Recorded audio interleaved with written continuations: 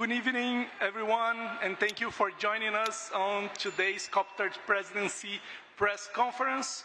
As a reminder, these are daily press briefings organized by the COP30 Presidency and hosted by COP30 CEO Ana Toni. Guests will be confirmed on a daily basis and shared with media in advance of the briefing. Today's focus is harnessing local and subnational action to build resilience and improve lives. We will begin with opening remarks from Ana Toni, followed by brief interventions from our guest speakers, and a short question and answer session at the end. Joining us today is the Minister Jader Barbalho Filho, Brazil's Minister of Cities. We'll soon have other guests joining us, and we'll have also the Mayor Katrin Jammeh, Mayor of Malmo and President of ICLEI. With that, I'm pleased to turn it over to Ana Toni for her opening remarks. Hello, good afternoon. Thank you so much for coming again in our daily briefing of COP30 Presidency. As Rubens mentioned, we are really privileged to have two great guests here to talk about the importance of multi-level governance, having city governors, ministers of cities. It's a key to implementation. They are on the front line of implementation.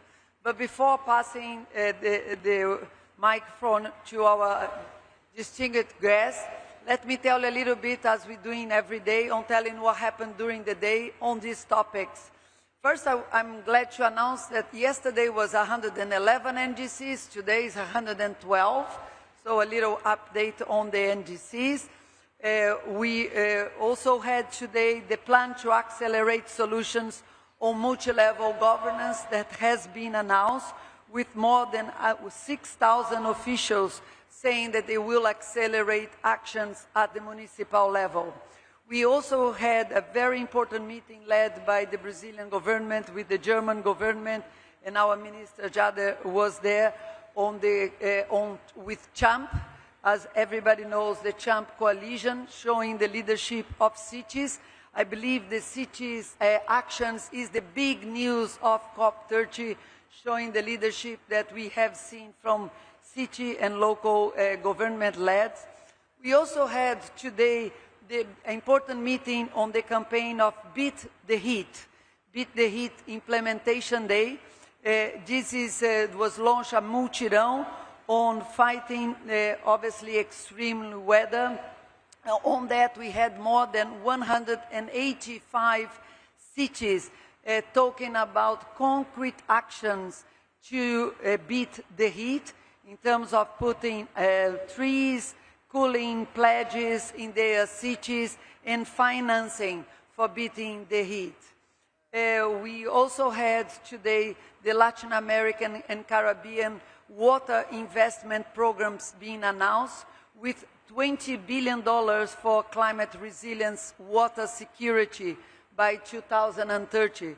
Very concrete actions related to local actions there. And two other announcements that were made throughout the day today. There was the launch of No Organic Waste, the NOW plan, to accelerate solutions about organic waste. This is a really important new solutions for many developing countries. So this campaign was announced.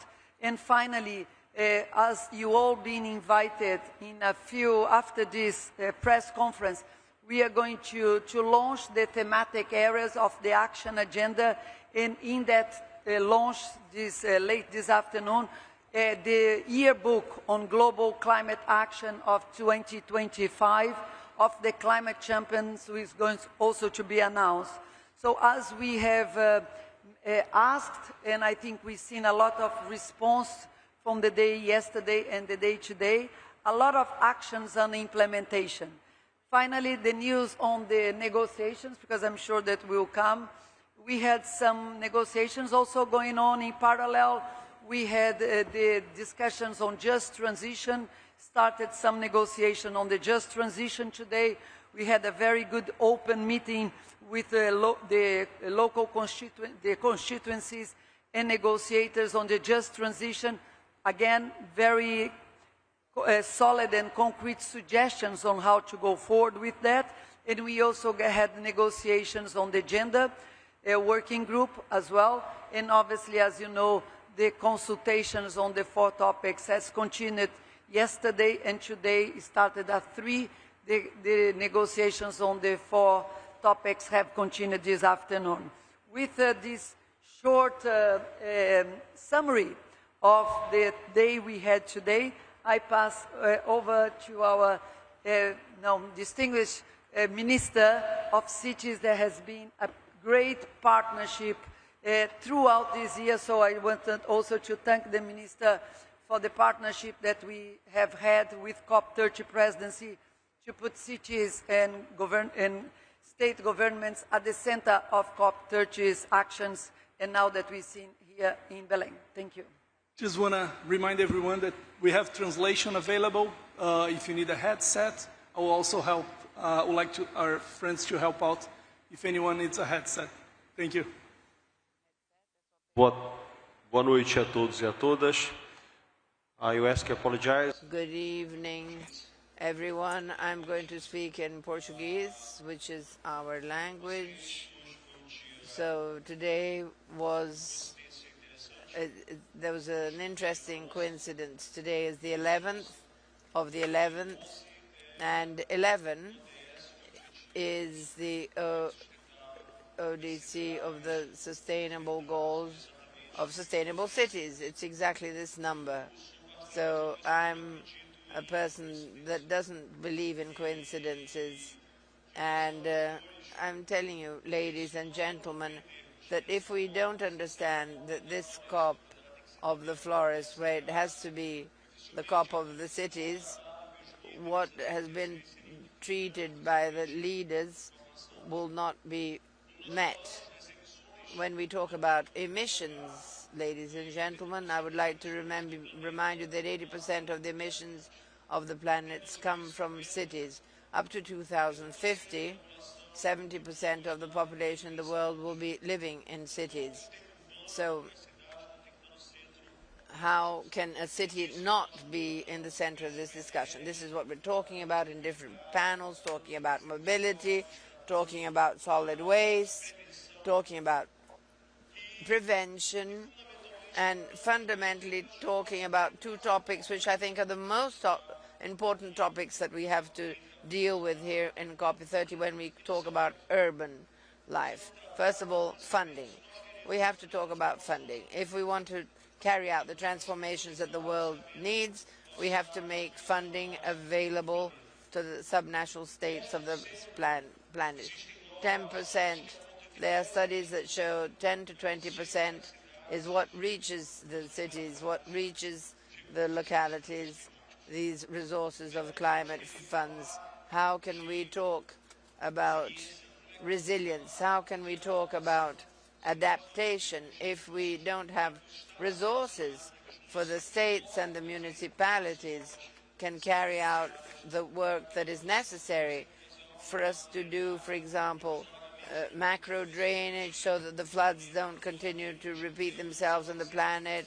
I'm going to use the example that happened in the state of Rio Grande do Sul in Brazil.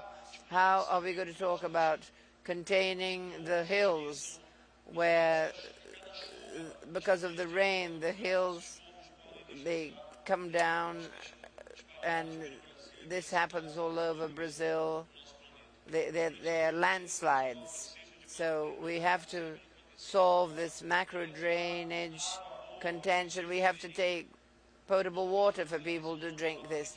How are we going to do this if we don't talk about financing? And subnational states I'm talking about.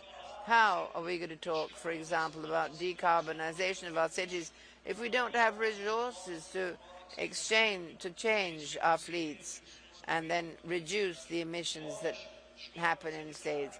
What about sewage, so that the sewage is not thrown out in the rivers, polluting the rivers? And for this to happen, we need funds. And lastly, a very important topic, which is the Champ Declaration. And I ask the press, please, to pay attention. Brazil signed the Champ agreement. We need other countries to be included in this, thinking about the real solutions for the problems. These are communities, government agents. It's not the central government that has to say what the priorities are for us to reach our targets. It's the subnational leaders. So we need other countries to sign this agreement and support the solution. A last detail. This, Ana Toni, and I call you, and I call Ambassador André Correia do Lado. This message has to be contained in the message of Belem. The more we strengthen the subnational leaders and their opinions, the faster we'll reach a solution for a better planet. Thank you very much for your attention. Agora nós vamos ouvir to address you as the mayor of Malmo, Sweden, and also as ICLE president on behalf of the local governments and municipal authorities, in short LGMA, into the UNFCCC process. As we gather here in Belem, we find ourselves in the face of the largest man-made global crisis ever. Climate change does not recognize borders, and we must confront this crisis together. Science is undeniable, and the evidence is all around us. Independently of what some of our national leaders or countries try to deny, climate change is happening, and it is increasingly affecting our communities, our economies, and our daily lives right now. The more than 3,000 IPCC scientists tells us that we are set to surpass the 1.5 degree threshold. Yet, and even as this reality sets in, global unity on the need for urgent action seems to be fragmenting. But I want to be clear, my message is not a message of fear, it's a message of hope. Because leaders like us here in Belem, we are stepping up to make a difference in the face of the climate emergency. We are here to say to the world that we are committed to create communities that will be better, that serve our people better, and that protect our planet better. By setting our sights on achieving carbon neutrality as soon as possible, aligned with or even faster than our national plans, we are charting a clear course towards a better and sustainable future for our communities. In my city, Malmo, we have an ambitious goal to become climate neutral already by 2030. To do so, we are teaming up with our business sectors, our citizens, and different organizations. We are building a new economy that is rooted in renewable energy and sustainable industries and new green jobs. Such a transformation opens opportunities for everyone. And we, in my city and cities globally, are eager to show that the only way to create a sustainable green transformation is to make sure that it's also inclusive and fair, that it's a process that leaves no one behind. And turning to the parties of the COP30, our demand is clear. We want a permanent mechanism in the UNFCCC process that allows for a standing dialogue with the LGMA constituency. Within the new NDC process, we want to be enabled to put forward on a global stage our actions, our offerings, but also our demands for resources to help implement the new national climate plans for the Paris Agreement. Domestically, we will continue to increase regular gathering of town hall COPs to discuss and prepare these issues and report to the UNFCCC. Thank you very much. Thank you. One of our guests is yet to arrive, but we will open up for questions from the media. A lot of our colleagues here are observers and have other roles. We'll prioritize the questions from journalists. So if you have a brown press badge, please feel free to raise your hand, and we'll take questions from the media now. Thank you.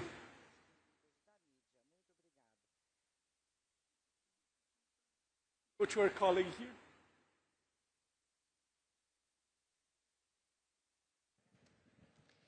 Oi, meu nome é Adriele Farias, eu sou do... I'm Adriele Farias. My question goes to Ana. Ana, yesterday you commented that there's an official agenda for COP30. This is the first time in 4 years, and I would like to know what you consider as being most important among the topics that are being discussed and which is starting to be discussed today by the delegations. Thank you.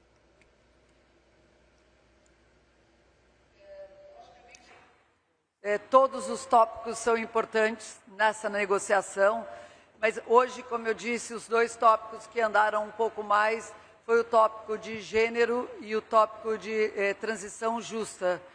No tópico de gênero, o que eu acredito até que a nossa negociadora-chefe, Lilian, a embaixadora Lilian Chagas está aqui conosco, ou esteve aqui conosco, pode dar mais detalhes, mas hoje foi acordado, foi pedido para os cofacilitadores trazerem um novo texto mais limpo, porque já há muito acordo.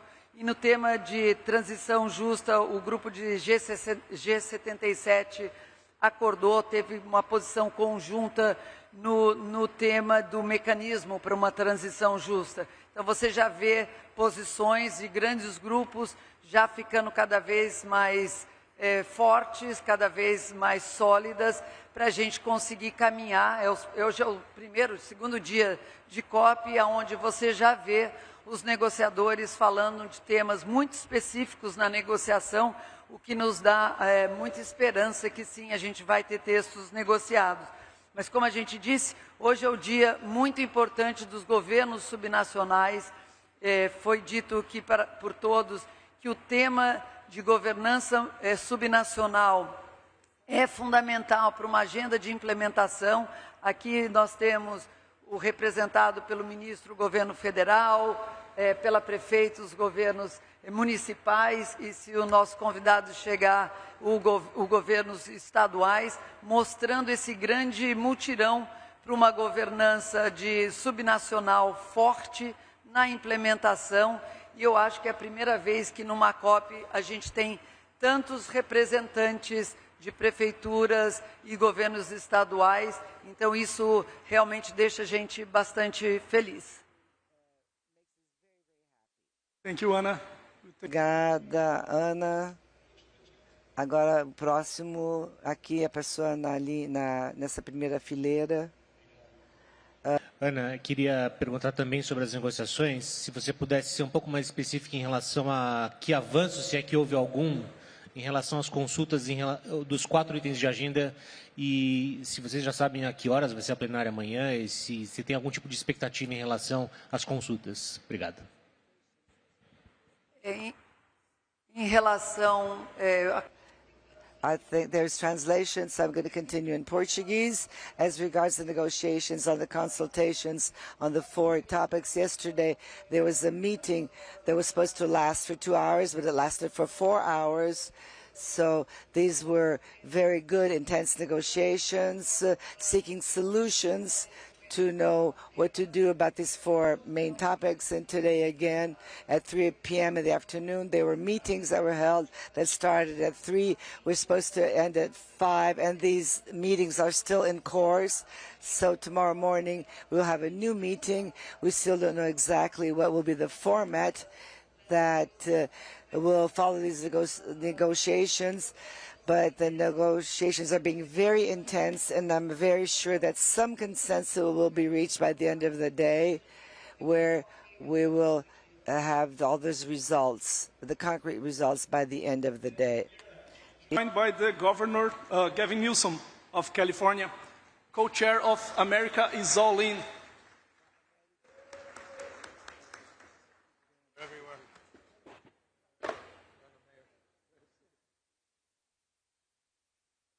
With that, we would open to the Governor for some initial remarks. Tell you where we are. Yes. So some what happened in the day today in terms of the subnational governance, all the topics that we had the minister talking from the perspective of the federal government. Now, it's you. Thank you. Well, I come here with humility, coming from the United States. I'm very mindful that the Trump administration has abandoned any sense of duty, responsibility, or leadership as it relates to the issues that bring us all here together. It's an abomination. It's a disgrace. But rather than complaining about it, we're trying to do something about it. And if there's one thing that I want to emphasize to all of you, is the state of California has a very different state of mind. There's a different quality of imagination.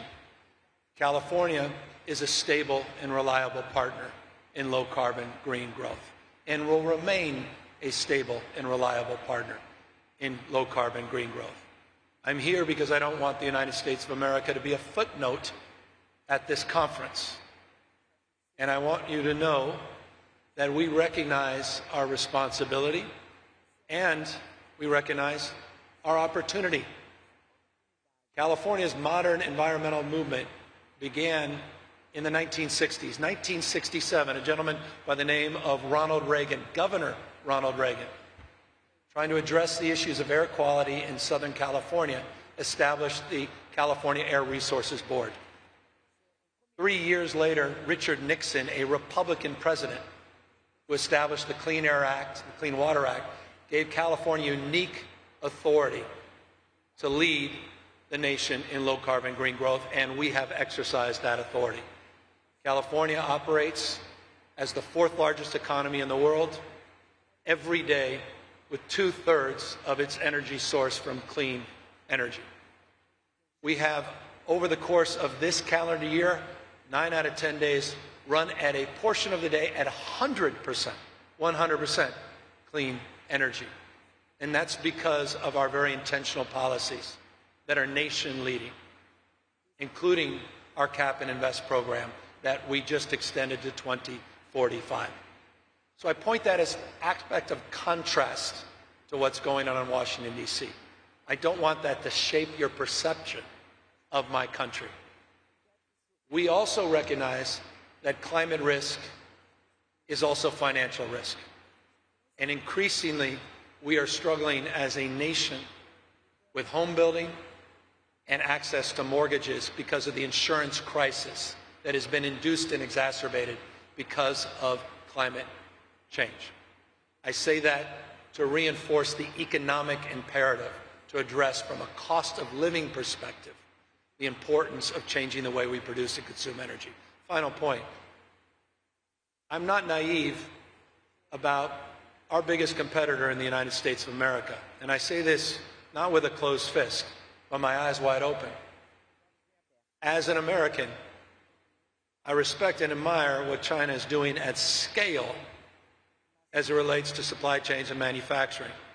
And the United States of America better wake up to that. Our legacy automobile manufacturers better wake up to that. This is not about electric power. This is about economic power. And we in the state of California are not going to cede that race to China. We're going to compete in that market. And I think one of the great abdications, final point, is the own goal of a president of the United States who simply doesn't understand how enthusiastic President Xi is today, that the Trump administration is nowhere to be found at COP30 today. Thank you. We'll continue to take a few questions from the media. If you're interested, please raise your hand. Go over to the gentleman over there.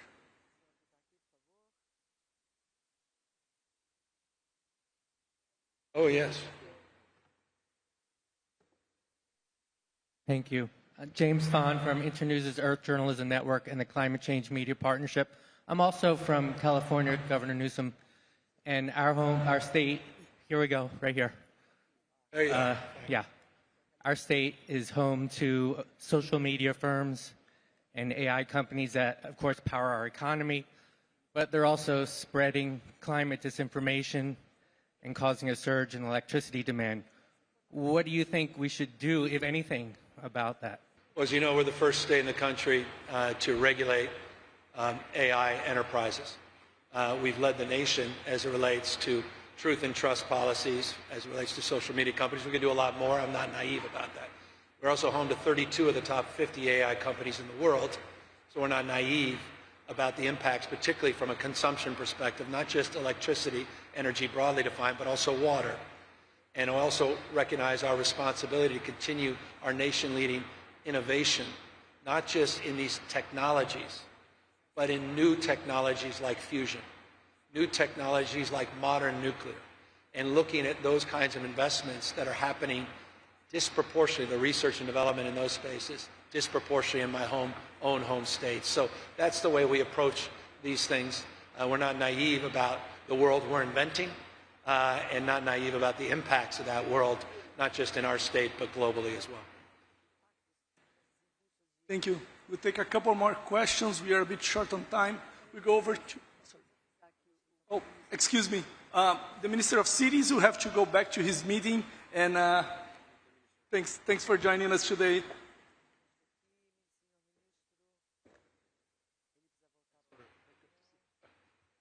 Thank you. We go over there to the second row, please. The lady in white. Second row, third, fourth from the left. Governor Newsom Katrin from the New York Times, you have said a couple of times that you want to reframe climate action as an economic issue. How should Democrats in the United States be talking about climate change? Because when they tried to talk about climate change in the last presidential election, it was one of the issues, among others, that did not seem to resonate with voters. Well, that's why I said it's not about electric power, it's about economic power. I think we have to reframe it as a cost of living issue. And we've seen the estimates from the New York Times, among others, reported the estimates of Donald Trump's attack and assault on Joe Biden's policies as it relates to his low-carbon green growth initiatives will cost the average ratepayer 10% more in bills this calendar year. That's a kitchen table issue. That's a cost of living issue. It's about people. It's about places. It's about lifestyles. It's about traditions. I think we have to use different language. I said this before with respect to the global audience. The vast majority of my audience doesn't know what Celsius is. You talking 1.5 degrees Celsius, how many more degrees is that Fahrenheit? We talk about greenhouse gas emissions. Where are they? Do they float in the sky or where do they land? We don't understand. We have to use better metaphors. We have to change our language. We have to talk in terms of that people understand, a pollution bucket. We have to talk in terms that I think can unite people and not look at this in the abstract. And so I think we have some work to do as a party, as a nation, and that progress we're trying to make and promote here at COP. Thank you. We'll go over to the gentleman in the front here. Governor Newsom, we see between these U.S. administrations a climate action whiplash. How can the United States move beyond that and to the point where the basic direction of travel on fundamental issues like moving away from fossil fuels becomes a nonpartisan issue? Let me give you a proof point. In Trump's first administration, 4 years, he doubled solar production. We reduced coal use and greenhouse gases were reduced, despite his policies. The market is moving in this direction. States are moving in this direction. I happen to be co-chair of 4 different partnerships in the United States of America. I just left America All In Partnership, a bipartisan leadership group of subnational and local, particularly state and local leaders. I'm the co-chair of the U.S. Climate Alliance, 24 governors. We're part of initiatives, our clean car initiatives as it relates to zero-emission vehicles, of which roughly 1/3 of our new car purchases were zero-emission vehicles. Our Pacific Coast Collaborative. States are partnering despite the headwinds in Washington, D.C. So I think it's incredibly important not to look at the prism of the United States through one lens, federal, but federalism, states, local government, 10th Amendment of the Constitution of the United States. The federal vision is realized at the local level, and remarkable things continue to happen all across the United States, in cities large and small, and states large and small. And if the mayor of Malmo wants to share some comments? Okay, then I would like to underline that what Governor just said about creating a new language. I really think it's important to talk in a way that builds trust. And I think in the case of my city, we started to transform the city due to the industrial crisis. And today I would say that we have a strong support from our citizens since they saw the change with a strong focus on the green transition created lots of new green jobs. We had a very problematic situation with problems due to the industrial crisis. And today we are one of the fastest growing cities, and we collaborate very, very close with the business sector and all our citizens. So it's also important to remember that the trust for local leaders, governors, mayors, is quite often higher than trust on the national level. So the language and the trust is really so important to be successful. I appreciate that, Mayor. It's also results. We have 7 times more green energy jobs than we do fossil fuel jobs. We've reduced greenhouse gases since 2000 by 21%, and our GDP has grown 81%. When I started, we were the 6th largest economy in the world. Now we're the 4th. Tesla comes from my state for a reason. It was our regulatory policies. And 60 headquartered companies in that space are now in California because of our regulatory policies. One of our biggest exports. We're #1 in two-way trade, #1 in direct foreign investment, more scientists, engineers, more Nobel laureates in my state than any other state. We dominate in R&D. China, Germany, and California, in that order. Research and development. So it's an economic imperative that's producing results, but trust is the coin of the realm. Well stated. Thank you. I have a gentleman in the front here.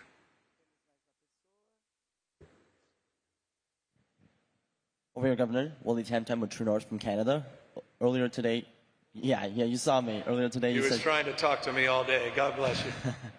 Earlier today, you said Canada was your favorite neighbor, and of course, California seems to be at lockstep when it comes to a lot of environmental policies with Canada, specifically on the EV electrical vehicle mandate. Both country and state have the 2035 goal of 100% new sales being electric. I want to ask you about carbon pricing, or specifically a carbon tax. Do you, as the governor of California, support a carbon taxing system in your state, and do you think it should be implemented like it was in Canada across the country in America? We just 2 weeks ago, we extended our cap and invest program to 2045. By the way, we have a relationship with Quebec in relationship to that carbon market. Just extended it. So we've chosen that path as it relates to cap and trade, cap and invest. As it relates to the merits and demerits on carbon taxes, we can debate that perhaps in a separate place, in a separate forum. But California's approach, low carbon fuel standards and cap and trade, are the backbone of our transition. Final point. I initiated the first in the nation zero emission vehicle mandate by 2035. We marked the market and we shifted consciousness, and going back decades, this has been the case in California with our clean waiver, with our tailpipe emissions rules. We've sort of set the market for American automobile manufacturing. Donald Trump has vandalized that. And one of our largest legacy automobile manufacturers, GM, sold out. And I believe they put themselves at a massive competitive disadvantage. They made one of the worst business decisions they can possibly make. China is here. Only one country is not here, the United States of America, because they understand 70% of that ZEV market. Flooding the zone here, you've seen the buses, high quality, high technology. This is something California will not cede and will continue to try to lead, despite what our federal government's doing. Do you expect to push back that mandate of 2035 for 100%? Do you expect to push it down the line as you're seeing pressure in Canada, for example, where likely our politicians are thinking about Well, that? we're as in we speak? litigation with the Trump administration. They're trying to eliminate our rights under the Clean Air Act that are well established to advance in that space, but we continue to push the envelope. 2.2 million ZEVs on the streets of my state. Over there, I can see your badge. You're a member of the media? Yep. Okay. Thank you so much, Governor Newsom. Thanks very much for the question. I'm Ryan Beechu from Trinidad and Tobago, small island state. I wanted to ask you about a geopolitical situation that's developing. Today, it's being reported that the United Kingdom has suspended some sharing of intelligence with the United States because of the strikes in Venezuela on Venezuelan vessels. I just wanted to get your reaction to that. Plus, the Trinidad and Tobago government has supported those strikes, and if you had a message to the Trinidad and Tobago government, what would that be? Thank you very much, Governor Newsom. What happened to due process? What happened to the rule of law? I'm a little old-fashioned. It's not ready, fire, aim. It's ready, aim, fire. I believe in rule of law. I don't believe in the rule of Don, D-O-N. That's what we're up against in the United States of America. I don't want to lose my republic. I hope you understand and are absorbing what's going on in the United States of America. Donald Trump does not believe what our founding fathers believed, in co-equal branches of government. He does not believe in popular sovereignty. He does not believe in a system of checks and balances. We have a supine Congress that is checked out. We have a rule of law that I said increasingly appears to be the rule of Don. Our politics needs to change, and I hope our international partners understand that.